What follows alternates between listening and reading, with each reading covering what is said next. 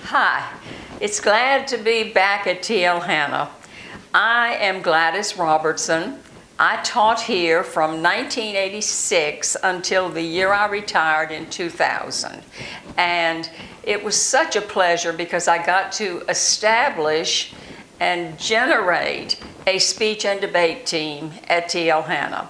When I came, there was one public speaking class, and the girl who taught it was married to a Clemson architect who was going to graduate. And so I just kind of fell right into that class, and then we built another class, and then the next year I asked if I could have a debate class, and they were thrilled to let me do it. And then that grew to a couple of more. Of course, I had to teach a couple of English classes on the side, but through the years, we were able to add more classes. I came with my husband, my 5-year-old girl, and her little dog named Funny from New Orleans to Anderson, South Carolina in 1971, and I was pregnant, and we were expecting to have a child any day. As it turns out, we had twins on December 6th of that year, and they are true South Carolinians. And they all three, my 5-year-old and then the twins, graduated from TL Hanna and then went to the University of South Carolina.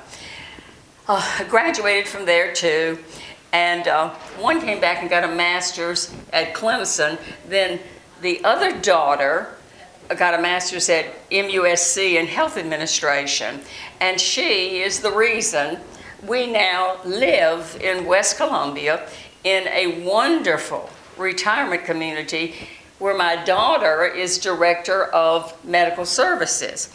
And her brother, her twin brother, is secretary or executive secretary of the South Carolina Democratic Party. Professionally, of course, I had to stay home a couple of years with the twins, and I couldn't teach, but when I did get a job in Anderson, there were no high school jobs, so I taught for a year or two at Southwood Middle School, or Southwood Junior High, because I could only teach 9th grade. In any event, I taught there and decided that was not what I wanted to do. So I went to Greenville and got a job at Malden High School and drove there 10 years to teach in a very innovative English department, and we began building a speech and debate program. We became active and created a team, a competitive interscholastic team, and most of the debate teams in South Carolina were in the Midlands at that point. We came to Spring Valley and Irmo and some of those, Dreer, some of those schools, and debated, and we decided that the 15 schools in Greenville needed to have a debate team. So I can say that when I left 10 years later, all of them at least have a speech teacher. And that's a great thrill to me. And especially after my experience at Malden, and then at Hanna, and my children were coming to high school at that point. And so it was good for them to be in the program. So let me see if I can explain to you about speech and debate. And I have to tell you about me in order to do that. When I went to college, I may be like many of you, I thought I was just dumb. I knew enough, to do the English and math and all of that, but I just didn't feel like I was really generating, real intelligence. And so I joined the debate team in college. And a speech major is generally, there's speech pathology, which is a totally different area. It has to do with medical, and it has to do with correcting speech impediments. I'm not qualified to do that. I am qualified, however, to teach in the public speaking area, and I can teach in the drama and theater areas, but I'm not, don't have anything to do with speech pathology. But I debated for a couple of years with Louisiana Lafayette. We were the Ragin' Cajuns, and we had a very good professor who was our coach. And he took us all over the southeastern part of Texas as far as Baylor University and all over Louisiana. And we debated riding public Greyhound buses in many schools. And I consider that my learning experience in college. I think I became a thinker. I learned how to analyze and research and organize, and I thought that's what I need to teach students. So when I started teaching, and I taught 13 years in the New Orleans area, there are 4 parishes around New Orleans, and I taught in 3 of those parishes at 3 high schools. And we had some sort of debate or speech programs in each of those schools, or we developed something. And in the last one, we actually joined the Orleans Parish Catholic Forensic League. Let me tell you about debate now. In debating, and when I was in school, I learned it's in the curriculum, the state curriculum in many states. In South Carolina, it was not. Theater was, but public speaking was not. But in Louisiana, there were 2 ways you could grow a debate team.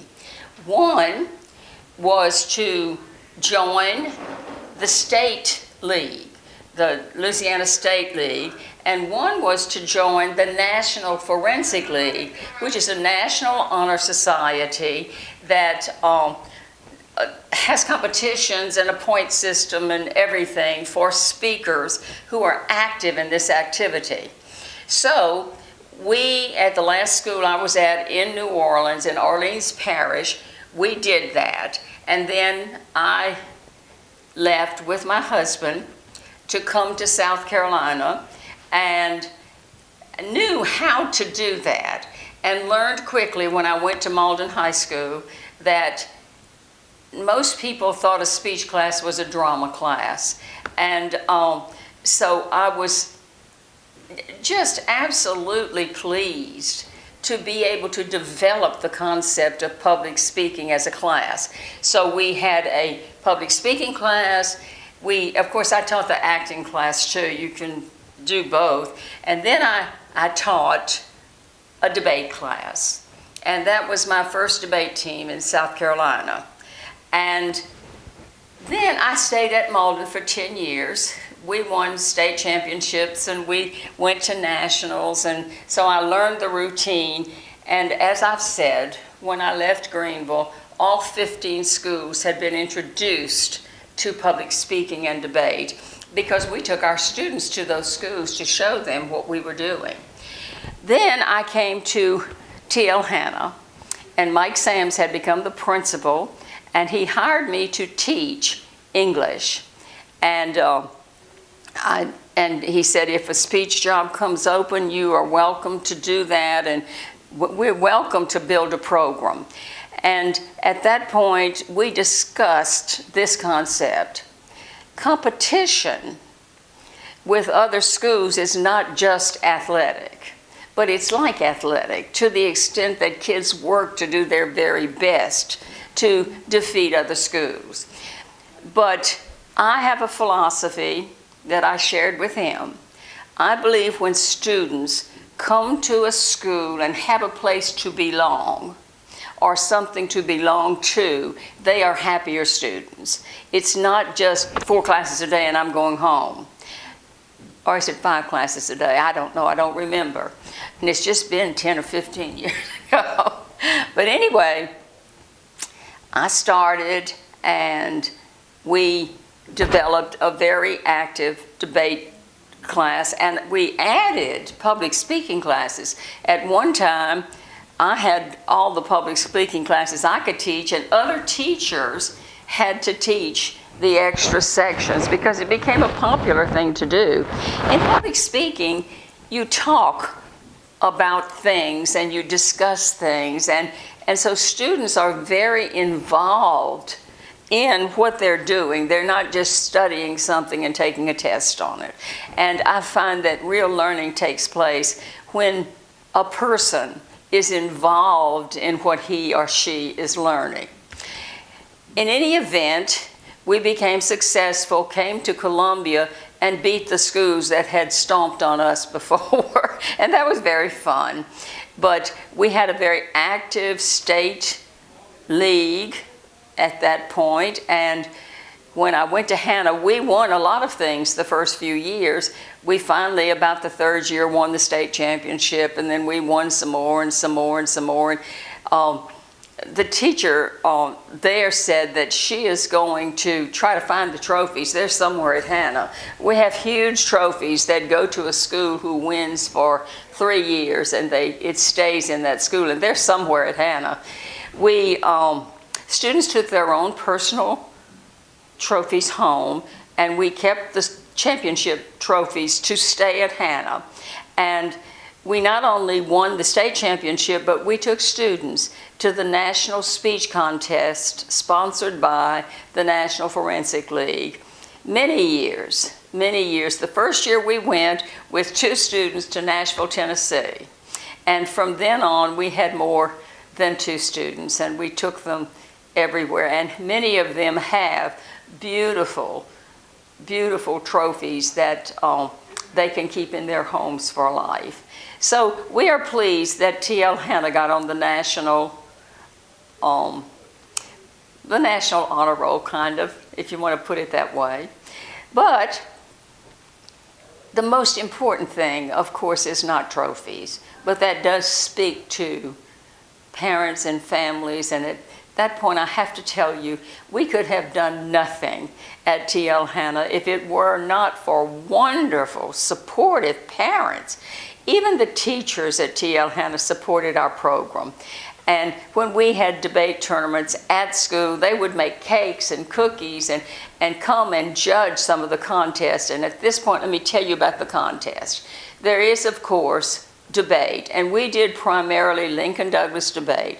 We started, and a few kids went down to Emory and debated at the Barclay Forum, and they did 4-man debate, a 2-man debate, 2 people debating 2 other people. I was not pleased with the direction that activity was going. They spoke too fast, and so we zeroed in on Lincoln Douglas debate, which is one person against another, and it's very philosophically based. And we had 3 textbooks, and Hanna was wonderful. Number 1, they had buses to take us everywhere, and number 2, they let me purchase sets of books. And the 3 sets of books that my students read was, first of all, John Locke's Treatise on Government, the second treatise on government, which was very hard to read, but very much filled with democratic ideas.